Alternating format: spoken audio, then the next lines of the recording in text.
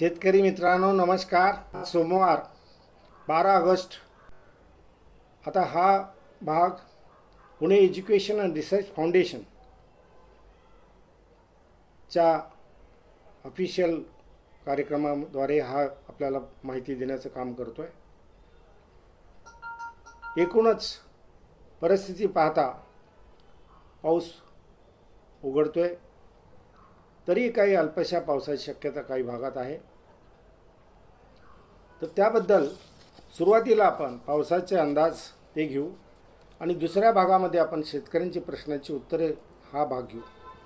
ज्यांना फक्त पावसाचे अंदाजच बघायचे असतील ते पावसाचे अंदाज पाहतील आणि ज्यांना दोन्ही भाग बघायचे असतील ते दोन्ही भाग पाहतील. अशा दृष्टीनं आपण ही योजना केलेली आहे.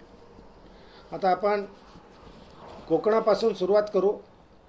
दक्षिण कोकणात सिंधुदुर्ग व रत्नागिरी जिल्ह्यात हलक्या पावसाची शक्यता आहे.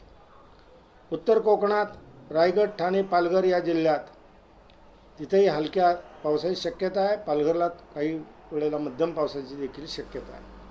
तिथं देखील पावसात उघडीप राहणार आहे. आता उत्तर महाराष्ट्रातलं स्थिती पाहू. नाशिक, धुळे, नंदुरबार, जळगाव या चारही जिल्ह्यामध्ये क्वचित प्रसंगी हलक्या पावसाची शक्यता आहे. बराच काळ उघडीप राहणं शक्य आहे. मराठवाड्यातील धाराशिव,